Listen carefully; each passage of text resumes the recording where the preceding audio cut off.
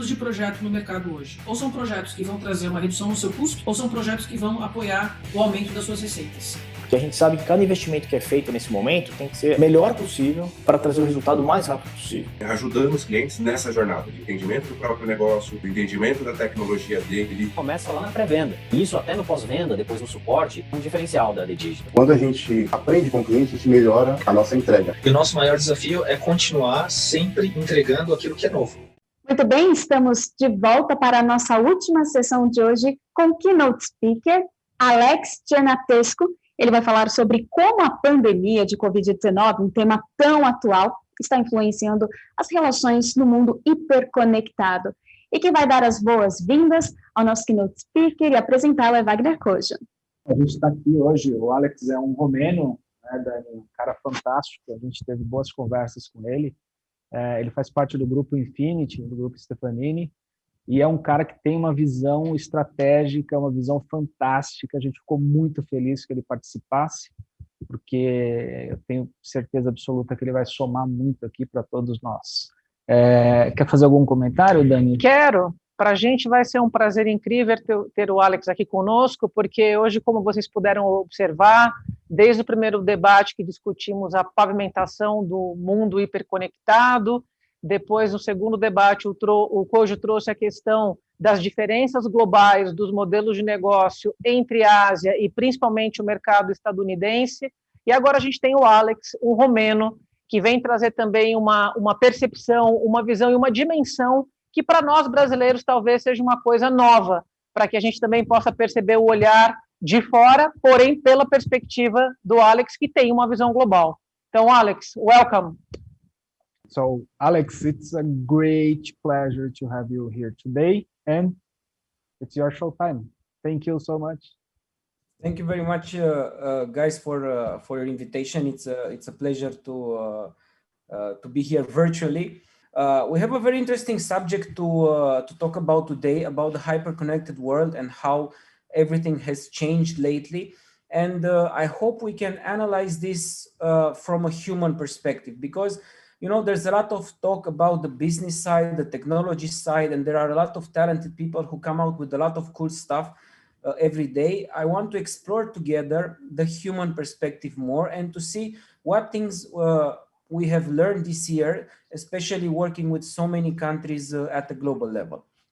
So without further ado, this little thing over here is the smallest thing in the world, invisible, which manage at the same time to have like the biggest impact on our lives, on our businesses, on a lot of things. And the problem is that basically it changed everything. And what was like the most shocking thing, guys, is that it managed to change everything on a global scale. Simultaneously. And I'm telling you this because, you know, working with so many countries and with people on so many different parts of the world, when this started to happen this spring, it was like overwhelming, you know, to talk with so many people and everybody at the same time to be affected by this new thing, this global pandemic, which started to happen so fast that nobody knew what hit us. And to be honest, I think this never happened to such a connected world. And I think the fact that we were able to communicate in such with such speed and in real time while this was happening was also a big contributing factor to the way the information circulated, you know, and the entire pressure that formed around this situation. So I want to talk about people, right? Because one of my key principles in life is people first, and people first always, no matter what. And I think the first thing that I want to mention is that the first discussions we had with our colleagues, right? I mean, at the beginning of this pandemic, the whole idea was, what are we going to do? Because the uncertainty, and I'm talking this as a business leader, right? The uncertainty is always there in business. I mean, the moment, and this can be confirmed by any entrepreneur, we live in uncertainty, right? But it has a different degree. It's more uncertainty, less uncertainty. There are risks that we are taking, right? Calculated, so forth. We always know how to react when something happens to the business, right? If your sales are dropping, you're going to sell more. If, for example, you have a problem with the delivery, you're going to go there and fix that problem. The issue was that the moment this happened to the entire world, we didn't know where to go and act because nobody has been through something like this ever before.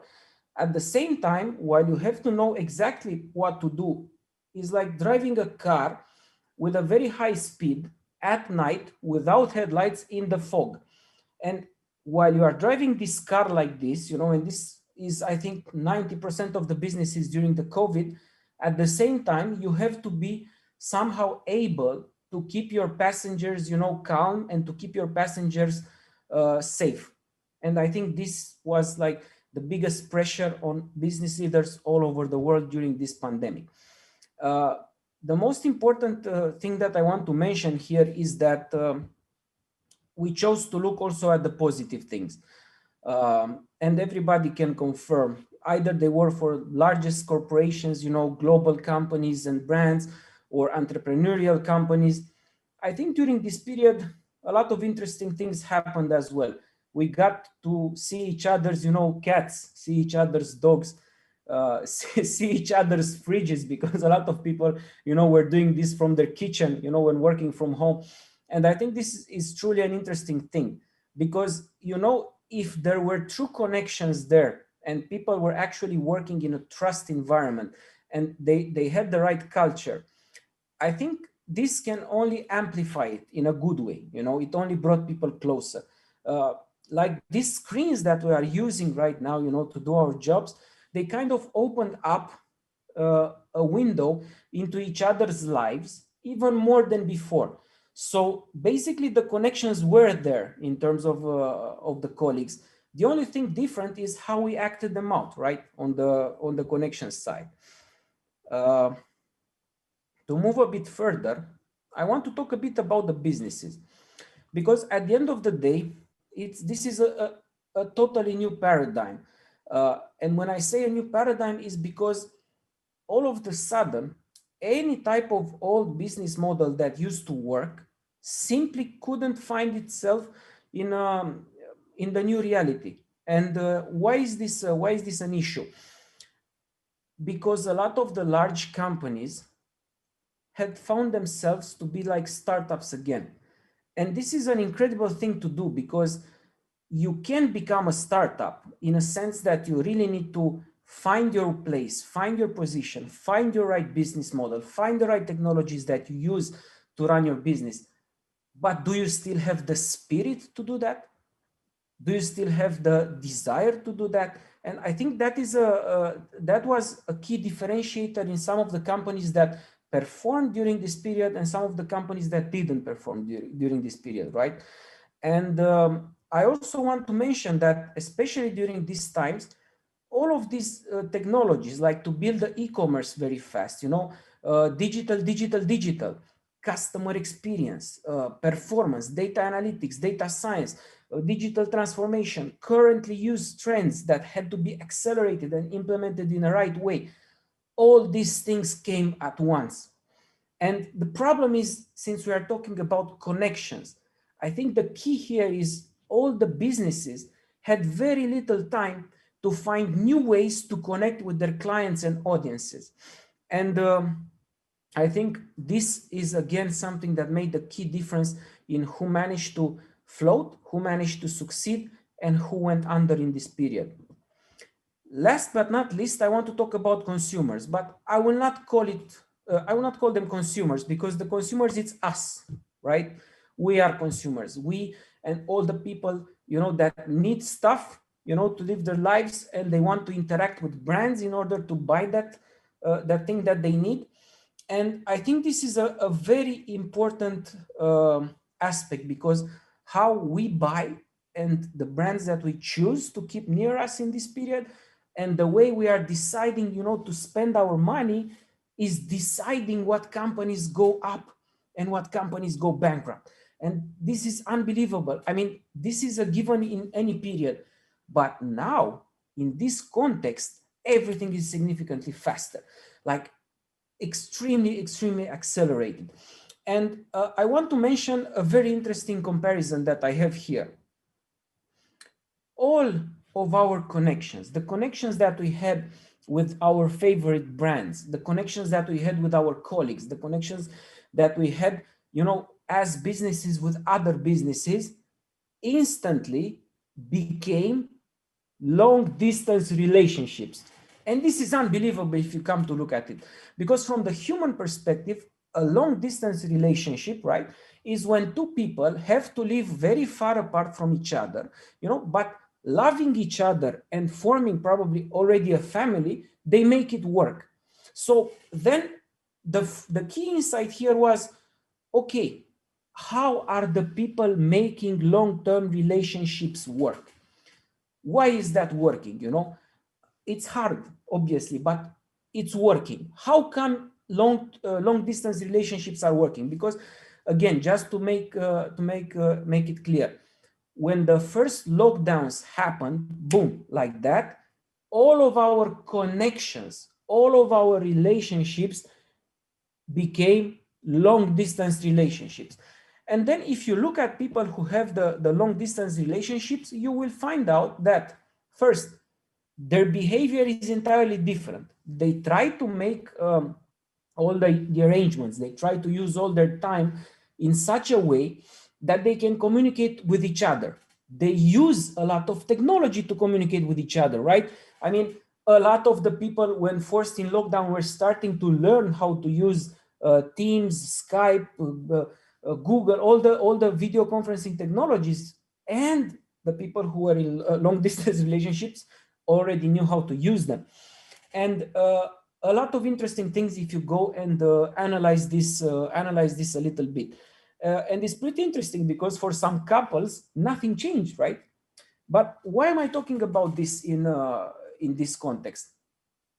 Because the question I'm asking is, what is making these connections work? What is making these relationships work despite of the distance? What?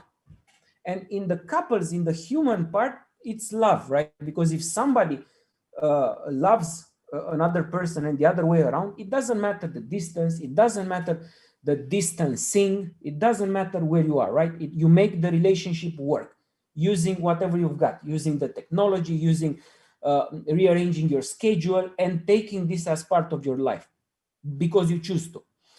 And then the question that I want to ask you, and it's a question that we ask ourselves as a principle.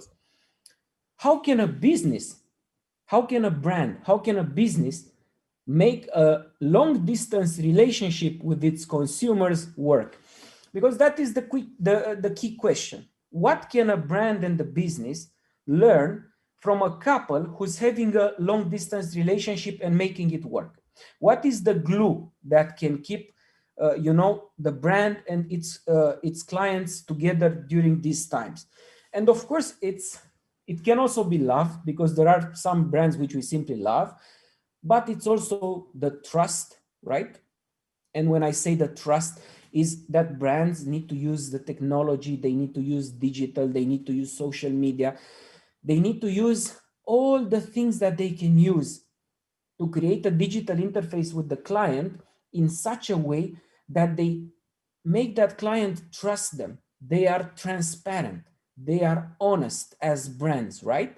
So you see, it's already a comparison between like a long distance relationship couple works and a brand with a consumer. But it goes even further, because if you take a look at it, it's also about loyalty, which is very connected with trust.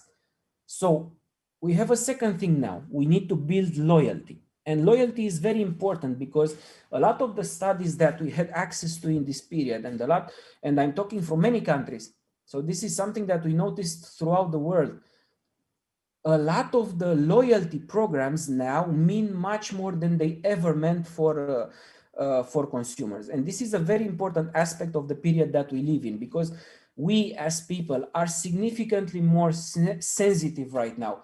And if a brand which I love has me trusting it, right?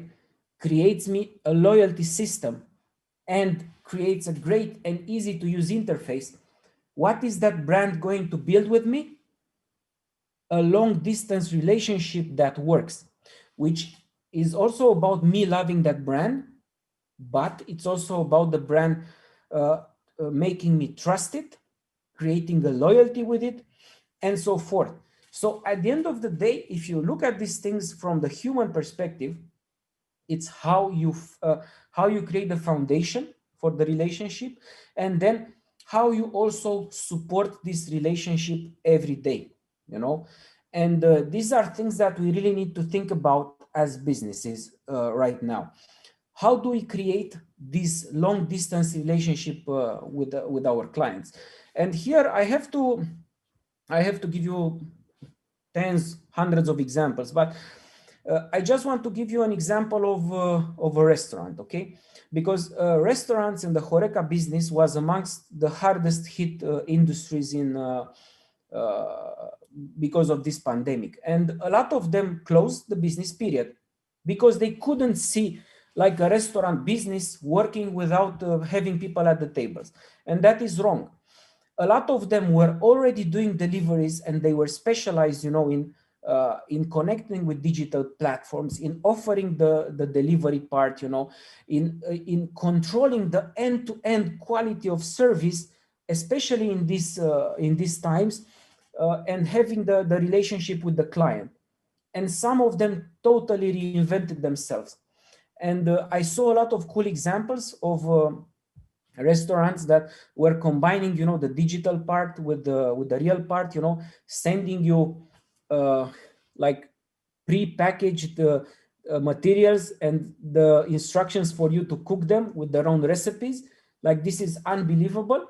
I saw situations in which, for example, they created a very specialized menu just for delivery. So they adapted the product and then they added the digital layer on top of it, everything combined with social media communication. So what I'm trying to say is that it's all about how you react to the current situation. And you always, as a business, have to keep in mind, with all these actions that I'm taking, can I maintain a long distance relationship with my client? Because the client is not going to be there to touch my product. It's not going to be with his friends, you know, talking about, hey, what type of phone did you get? What type of new game did you buy? What did you do lately? You know, it's not that easy.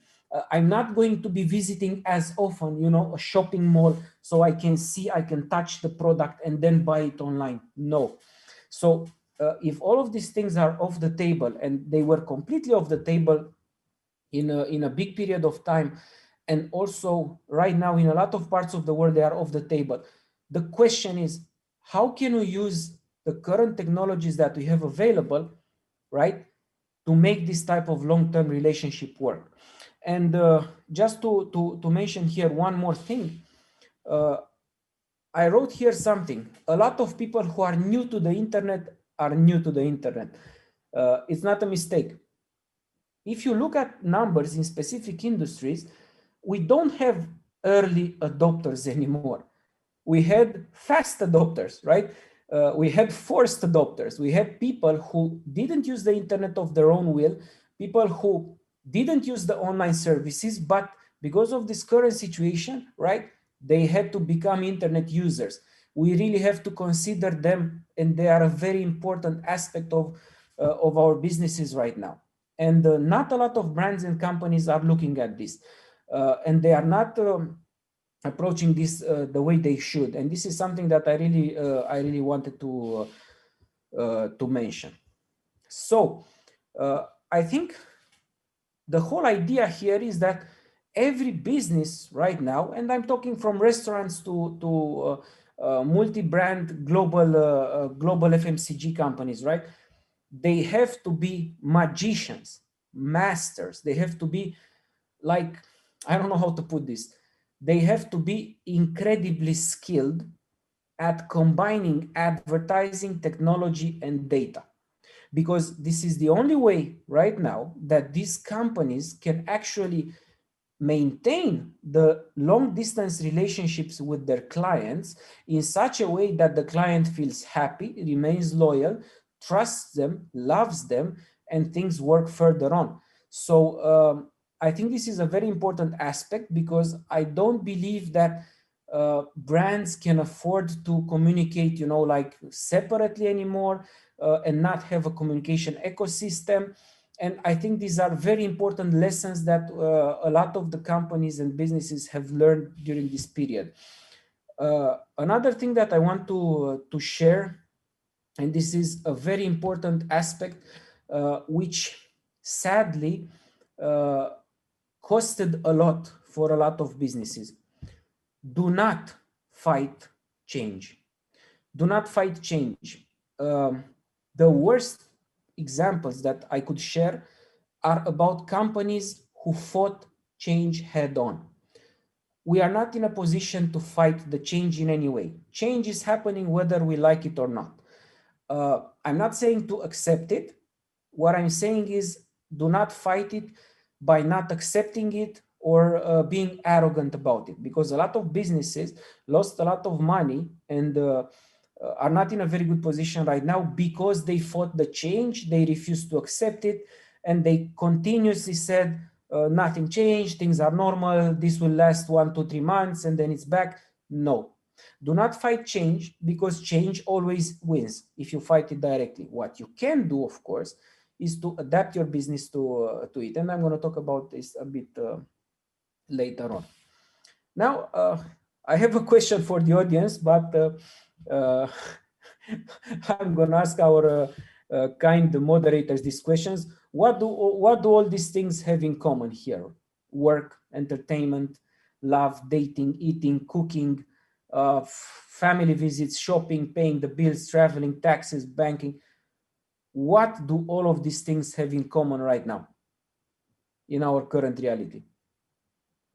And the answer here is fairly simple. We do all of these things online. I mean, literally, if you look at each of them right now, all of them are done online or have the possibility to be done online. And take any of them. Family visits, right? If you want to visit your grandparents, because of the risks that elderly people are exposed to because of the COVID, you're going to use a Skype or a Teams, right? You're going to use FaceTime. You're going to video call them because you don't want to risk visiting. So even that is digital. Medical, right? The telepresence now. A lot of the visits to the doctor are replaced by video conferencing, and the telemedicine. Learning, we have, I think, almost like the huge majority of countries right now are doing online education. So the kids, the students, all of them are learning from home. We pay our bills online. We travel online, right? Because we use virtual reality instead of visiting places. All of these things are being done online right now, and this is an incredible aspect to an incredible fact to mention, and I will tell you why. Before of this situation, before the beginning of this year, we used to talk a lot about extended reality, right? And the extended reality was that digital layer of reality that when you went home after going to work, driving to work, having lunch during work time with your colleagues in a restaurant, talking face to face, right? All of these things that you used to do, you came home, and the extended reality was, your occasional virtual reality game, your occasional, augmented reality little game on your tablet, playing with the kids. But now things are different. They are like entirely changed, because if you come to think of it, and this is something that I want to provoke you guys to think about as well, because I'm also thinking about this. If our main part of the reality is happening in digital right now, then the extended reality and the big experience itself is not that cool new VR game. It's the fact that I went out of the house, right? So what I'm trying to say here is our reality changed, but this is not the first time this happened, right? In our history as humanity, it happened before. All of these things you are seeing here are simple tools. So we developed a new generation of tools. Yes, we did it faster because of the pandemic situation. And yes, I'm really hopeful that, you know, we already have like multiple potential vaccines. There is hope in the world that we will overcome this. But these things will stay because now they function, they work, and they have to be regarded as simple tools. The fact that we can do all of these things online should be regarded as a very cool set of tools. So what I'm trying to say is that we don't have to see this as the negative part. The negative part about this was simply the fact that we had to use them digitally. We were forced, okay, by the new context. What I'm trying to say, guys, and this is another learning that I want to share in this keynote, is we need to focus and keep the positive side out of this. And I want to also mention here that there are a lot of cool new trends that are appearing. Let me give you an example from the media side, okay? Because the entertainment and the fun which we do online, a lot of it is media consumption, right? I see a lot of trends going towards the, social sharing and social watching and social consumption of media. I really believe that there is something really cool that will happen in this area, and I think this is a very cool trend to watch out for in the media side.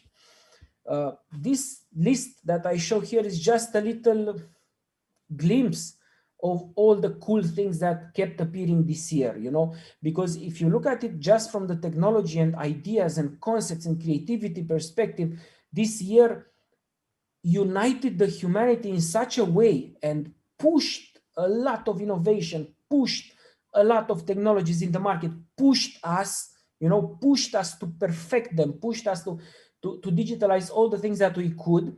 And I think we as humanity will benefit a lot from these things.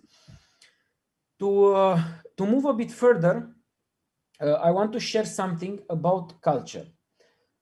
I think organizational culture for businesses, it's the glue that keeps a company working.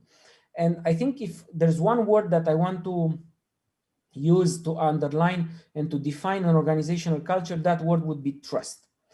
I think the connection between colleagues and co-workers and people who work together in a company, if that connection is defined by trust, things will work out. And I want to give you an example here from a lot of interviews that I did, a lot of shows, a lot of discussions. A lot of people asked, hey, is this work from home delivering? Is this working out? And I'm going to tell you exactly what I answer in all of those situations. The people who used to work good before the pandemic are working good from home. The ones who didn't continue in the same way.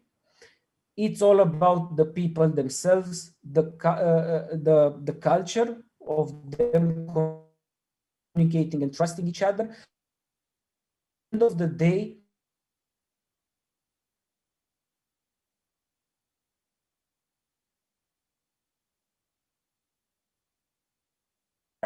so this is a very we communicate, no matter how connected or hyper connected we are. At the end of the day, the human qualities are always going to be the ones that matter most. Another thing that I want to share with you guys, because a lot of businesses right now are, of course, adapting, readapting, reorganizing, finding new business models, digitalizing, and we help a lot of them, of course. But it's something very important that I feel I need to share. And it's something that I've shared in a lot of countries, in a lot of discussions. Don't redesign your business to adapt to the new reality. redesign it so that it becomes adaptable to any reality. I'm going to say that again because it's very important. Design a system that always falls on its feet, because this pandemic and the way the world reacted and all the things we've learned in the last year showed us that we cannot adapt our business to this and then stay like this and watch it grow for 5 years ahead. No. All the models that we are thinking right now in designing need to be self-adaptive and first, and that means we have to get a lot of data sources when we build a business system. And not only that, but it always has to be ready for change. So don't just adapt, become adaptable. A very important aspect that I wanted to share. Two more things. The world, while travel stopped, became significantly smaller. And I think this is a very important opportunity for a lot of small to medium businesses to really become international. What do I mean by this? I traveled a lot, right? In order to do business development, I visited a lot of countries. I had tens of flights, every year, and visited 10, 20 countries each year. It was the only way to do it in some situations. But since this happened and travel stopped completely, guys, I have visited virtually more clients and more countries than I visited in the last 5 years. Because, it wasn't so natural to say, okay, good, so the next meeting will be in person, I will book a flight and then we will meet, No. All of the sudden, borders disappeared completely. And this is an incredible fact about the new connections you are able to build right now. So if there are entrepreneurs in the audience, people who want to internationalize their businesses and they want to go outside, just do it right now, because it's unbelievable. You can do anything you want from in front of your computer. I'm talking to you guys from Bucharest, Romania. Here is 30 minutes after 10 p.m. So it's 10:30 p.m. I'm talking to all of you in Brazil. Okay, over there is 5:30. Maybe there are people from US watching this, so in their case, it's 3. So what I'm trying to say is that the world is so small right now. It's so small right now. Use this opportunity, create new connections, use all the technology available and go out there, because this never happened before. This never happened before. The possibility of jumping on a flight and going there and there and there and there, being off the table, everything can happen just virtually. Take advantage of this.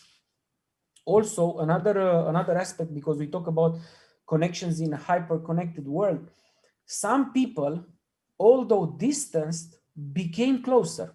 And this is a fact, right? When you have to organize your time in a different way, and when you have to when you can be with somebody in a discussion like in one click, instead of drive to that person, waste a lot of time, do a lot of things because that's the way they used to be done, you waste a lot of time. But right now, I think, and I felt that myself, a lot of people, although socially distanced, because of all the limitations, just became closer. The conversations became more meaningful, because if you are with somebody face to face, it's much easier to zone out rather than when you are in a call, right? And you talk to somebody.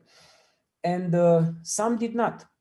I mean, a lot of connections were totally lost, but it's okay. And why do I say it's okay? I think this pandemic brought the best in us, and at the same time, it brought the worst in us. And I think a lot of people shown their true faces in this situation, and I'm sure a lot of you in the audience relate to this and feel the same way. And trust me, I think the best thing that happened is that our agendas, and contact lists for some of us got significantly shorter, and that's okay, guys, because this really helped us out in a way to be more efficient and not waste time where time shouldn't be wasted. And another nice thing, and this I'm talking about this because I saw a lot of studies in different countries, in the retail area, for example, when you stay at home, you become more passionate about working yourself on the home, you are closer to your family. There are a lot of advantages, and instead of wasting your time with connections that are not worth it, just spend more time with your family. And trust me, if you do that, you'll be way more efficient in the business side. This is also another thing that I wanted to share. As a conclusion, and I think this is something which was clear for everybody, but I just want to reinforce it. The future is ours. So what happens next? Where do we go from here? It's totally up to us. We don't know what the future will throw at us, right? As I said, the only certain thing is uncertainty. But what I can say is that if we use this uncertainty as an opportunity to keep us always learning, always curious, to keep us always involved, for how long we have to live, we always have to learn, we always have to be open, we always have to be ready to form new connections, meet new people, even if it's on the screen of a laptop. This will make all of us stronger. And another certain thing is all the people that were next to you when the world turned upside down in 2020. This is what I wanted to share with you today, guys, and I hope I'm useful in your journey towards 2021, which is very close to us. Thank you very much for being here. And guys, if the moderators have any questions, or if you want to discuss any of the subjects, please let me know.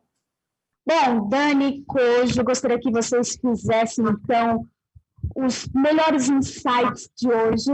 O que você pode trazer para a gente aqui, para a nossa audiência do dia de hoje? Olha, foi um grande prazer, para mim, pelo menos, de maneira assim, muito sincera, verdadeira, foi um aprendizado incrível. Eu acho que a gente pôde ouvir várias reflexões, vários aprendizados, questionamentos que eu acho que todos na nossa indústria devemos nos fazer quase que diariamente.